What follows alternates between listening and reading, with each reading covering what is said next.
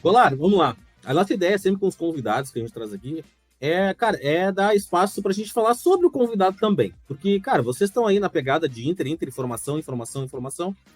Então, eu digo assim, ó, quem quer ver informação do Inter, vai lá no canal do Colar, vai no Vozes, vai no Vaguinha, vai nessa galera que tá toda hora a informação lá. A nossa ideia aqui é um papo diferente, né? A gente falar um pouco de Inter também, mas falar sobre o Colar, a história do Colar aí. Cara, eu lembro do Lucas Colar na Grenal ainda. Quando começou... É velho, hein? Então. Quantos anos faz que tu começou na Grenal, Colar? 10 anos, 2013. 10 anos já, né? Já é um tempo. E aí eu lembro, depois tu começou numa carreira solo, né? Que acho que nessa parte de informação de Inter, me corrija se eu tô enganado, mas foi meio embrionário nisso. Não tinha, acho que um cara de Inter, assim, para abrir um canal para falar de Inter.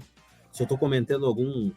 mas o Baldasso ainda em 2016, né? Quando você assumiu ainda... Mas o Baldasso também era muito de opinião, né? O Baldasso era... o Baldasso de setorista, sim, acho que sim. De setorista foi mais tu, né? Cara, eu queria que tu contasse pra nós um pouquinho dessa trajetória, porque a galera te acompanha, que tu já falou que tá 10 anos na pegada aí, né? Te acompanha, mas não sabe que o Colar passou pela Grenal, que o Colar fez uma carreira solo, até chegar no Vozes. Pô, conta um pouquinho pra nós, como é que foram no Vozes lá, essa história toda? Cara, é muito isso, né? Em 2013 eu comecei na Grenal e aquela coisa que eu sempre digo, né? O trabalho de produtor, ele é muito importante nesse aspecto, né? Porque tu vai criando, né, aquela coisa de ser o cara chato, de incomodar, né? Um conselheiro, um empresário, um assessor, e aí tu vai criando tua agenda. E quem tem agenda, né, acaba virando um repórter por tabela. Muitas vezes ajudei, né? Repórteres da Grenal, da Band, com contato, com uma informação ali aqui.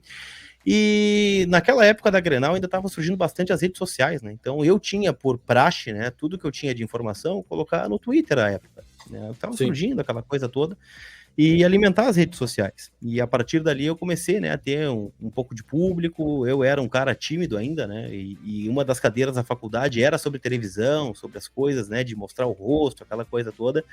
Eu não gostava muito, né? Eu gostava muito mais do rádio, porque não tinha aquela coisa ainda, né, de ter uma câmera, como vocês fazem aqui, né? E os programas de rádio hoje habitualmente fazem isso, né? Botam uma câmera em cada apresentador, debatedor, e todo mundo vê o que está acontecendo. Não, era muito mais aquela coisa da curiosidade do ouvinte, saber como é que é a cara desse comunicador e tal.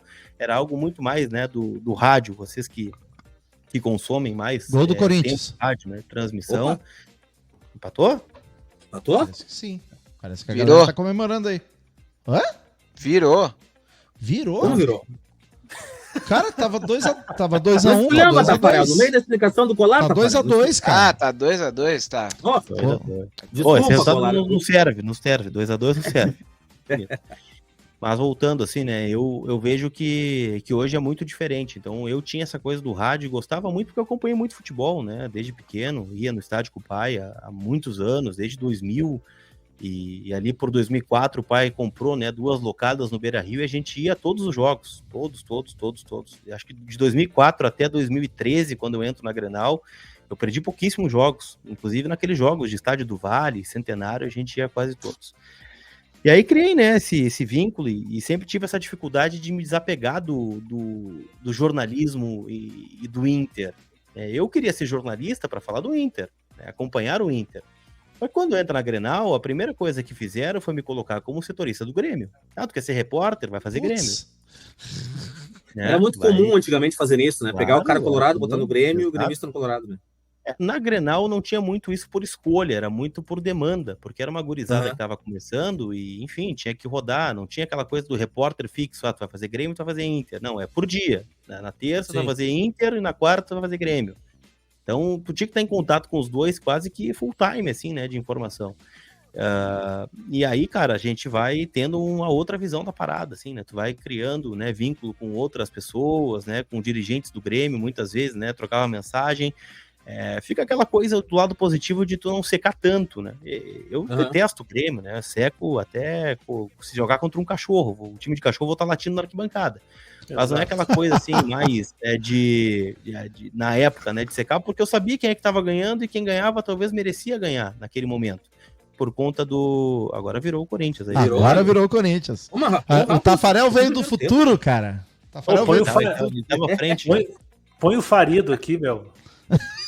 Põe o Farido, porra. Põe o Farido para nós ver o Farido um pouco. Eu vou ter que fazer um react do Farido. Pois então, o Tato ficou caído dentro de casa lá, meu Deus. Se emocionou, se empolgou. Caiu tudo aqui, tia. Parece. O Grêmio Gol do tomou Yuri gol, Alberto. caiu tudo, né? Olha, Alberto, que fase.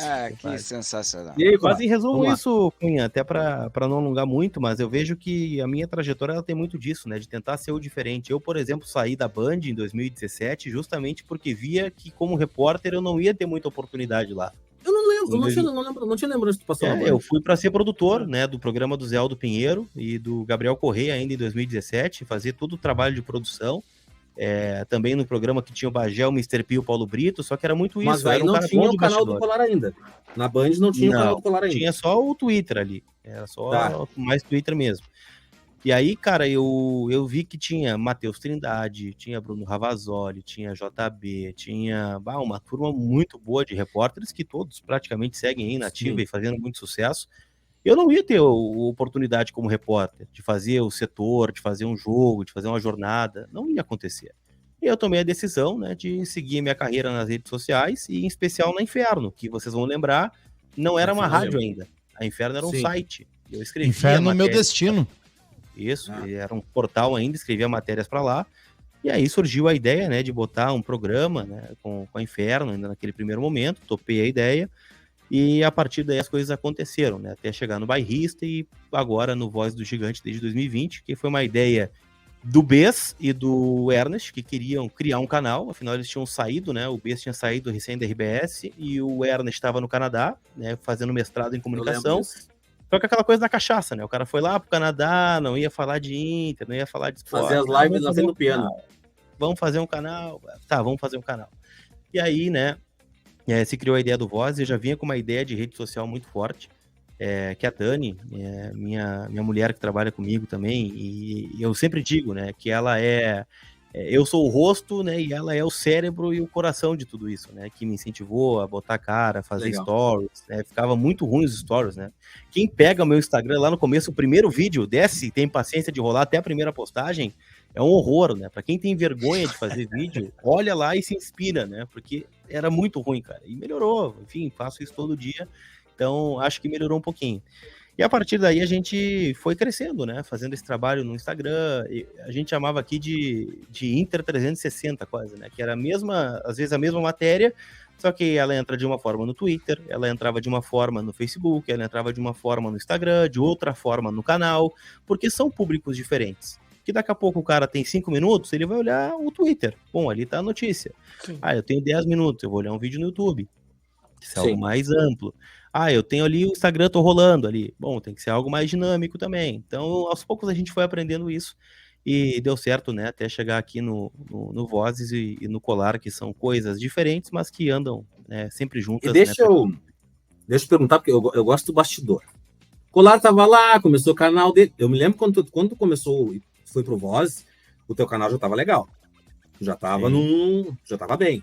Não me lembro quantos inscritos exatamente, mas tu já tava bem, com, né, um volume legal de views, etc. Como é que foi esse bastidor do Voz? Foi lá, o Ernest ligou, o Best ligou, como é que aconteceu isso? Conta pra nós. Não sei se já contou em algum lugar isso aí. Cara, na verdade, o Bez e o Ernest trabalharam juntos muitos anos, né? Como Muitos setoristas do Inter na Zero Hora. Então, eles, né, quase Batman e Robin, assim, né, do Inter. Então, eles tiveram a ideia de seguir algo, né, relacionado ao que eles já faziam. Só que com um canal no YouTube. E o Ernest trabalhou comigo na Inferno. O Ernest ficou alguns meses no Brasil. Ele foi demitido do Inter e ia para o Canadá. Só que nessa saída do Inter e para o Canadá, deu um espaço ali de 4, 5 meses. E a gente criou uma relação muito legal, né, de amizade lá no Inferno. Ele é um cara que é muito, assim, de informação, de ir atrás, de apurar e tal, e eu também tenho isso. Então, a gente trocava muitas vezes informação, particularmente naquele período ali, a gente fez muitos bons programas na Inferno, a gente furou várias negociações, e ele acabou indo para o Canadá, enfim, acabou se afastando um pouco das informações do Inter, a gente trocava, às vezes, muitas coisas e criou essa relação. E aí, quando surge a ideia do Bez, né, de fazer o Vozes, o Ernest logo me procura. Olha, nós vamos fazer isso, isso e isso, e eu queria que tu estivesse junto. Por quê? Porque o Bez e o Ernest, eles têm muito mais uma veia de jornal, né, de texto, de Zero Hora, de site. E eu, pelo contrário, eu não tenho muita, né, facilidade, assim, de sentar e escrever uma matéria. Me faz uma matéria de 3 páginas. Cara, eu vou demorar um dia e meio, talvez, para fazer. Agora, grava 10 stories, grava um vídeo, grava... É rápido, eu consigo fazer. E aí casou. Eles queriam algo muito mais, né, voltado para essa coisa digital da rede social, e acabou casando. Só que a gente teve um grande pé frio no meio de tudo isso, né? Porque o canal, ele abre naquele Inter 3-0 contra a Católica, em 2020, na Libertadores. Tá. E é um dos primeiros jogos antes da pausa para a pandemia. Nós tivemos 3 jogos só. E a nossa ideia era fazer um programa de debate, todo domingo, né? Fazer algo mais curto, algo que complementasse o meu canal. E a partir daí vem a pandemia, a gente tem que reformular tudo, porque não tinha mais o factual para a gente falar.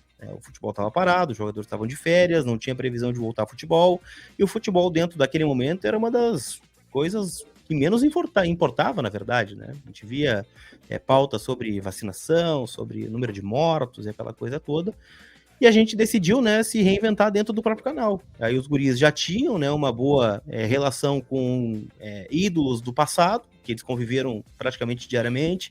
Eu tinha essa coisa de produtor, né, de ir atrás de entrevista, aquela coisa toda. E a gente resolveu, né, ser uma companhia das pessoas naquele momento. Fazendo o quê? Resgatando coisas da época vitoriosa do Inter. Relembrando conquistas, trazendo entrevistas, bastidores. A gente criou em off, né, que era um quadro que tinha ali, acho que semanal, que a gente tinha que colocar um bastidor de coisa do passado por um outro viés e tal. E acabou dando certo. E aí a gente, quando volta o futebol, cria, né, um outro formato de live pré-jogo, que tinha só no meu canal, passa a estar no Vozes. O intervalo a gente fazia só para membros e o pós-jogo a gente fazia também uma outra live. Então acabou casando e aí a gente viu que tinha, né, espaço para fazer o que a gente faz hoje, né, que são lives diárias e também, né, da transmissão dos jogos. E quando é, Colar, que tu viu assim, ó, estourei. Aquele vídeo, aquele momento, cara, emplaquei. Cara, é uma boa pergunta essa, né? Mas eu acho que quando a gente começa a ter o reconhecimento das pessoas no pátio do Beira-Rio. Teve uma vez, cara, e eu sempre tive um contraponto de colegas da imprensa, sabe? Acho que muitos dos colegas da imprensa, e acho que hoje eles têm uma visão diferente, eles têm medo da torcida. Eles veem o torcedor como um ouvinte. O cara tá me ouvindo. E propor, assim, de tu fazer uma live no meio do pátio, não é todo mundo que se sente confortável para fazer. Porque daqui a pouco tu pode pegar um cara que tá meio alcoolizado, brigou em casa, vai descontar em ti, aí tu abre o microfone sem saber o que o cara vai dizer, e daqui a pouco vai ter que ter um jogo de cintura para contornar. E eu não, eu sempre consumi e tentei levar para as pessoas aquilo que eu gostaria de ouvir e de ver alguém fazer. O que o Lucas, torcedor do Inter, gostaria de consumir de informação ou de conteúdo, né, se fosse assistir um pré-jogo, se fosse assistir uma jornada, se fosse assistir um pós-jogo? E eu acho que o torcedor ele tem que se sentir parte do processo, porque nós estamos falando para o torcedor, tu tá comunicando para esse cara que tá lá sentado com o rádio no ouvido vendo o jogo. Então, a minha ideia, e ali eu vi que as coisas começaram a dar certo, foi numa live que eu fiz acho que de pré-jogo, que eu abri no meio do pátio. Coisa que a gente faz hoje, só que ninguém fazia. Sim. Tinha eventualmente um e outro, aquela coisa especial, mas eu lembro de estar com o tripézinho na mão, com o celular, sem estrutura nenhuma, né? Não tinha internet câmera, pipocando. Cortando internet, sinal e volta. E as pessoas vindo falar, né? Curta o trabalho e tal, e isso aqui. E ali eu vi, cara, eu tenho uma entrada na torcida, os caras me respeitam, os caras me conhecem, até os que não gostam de mim. Porque eu sei que não vamos agradar a todos. Tem opiniões divergentes, acontece, faz parte, mas até hoje eu nunca tive nenhuma incomodação com isso. E eu tô no pátio todos os jogos, dentro e fora do Beira-Rio. Então o cara não concorda, fala, Colar, acho que tu te passou, não sei o quê, mas tamo junto, é isso aí, vamos lá, tomara que o Inter ganhe e tu esteja certo. Então eu acho que esse é o principal ponto. Quando eu vi que eu tinha aceitação, né, da torcida para fazer o trabalho que eu tava fazendo, ou o respeito, né, nem aceitação, né, os caras respeitaram, o cara tá lá no pátio, ele tá fazendo a dele, e enfim, tá lá, não vou incomodar e vou participar, e ali eu vi que as coisas deram certo.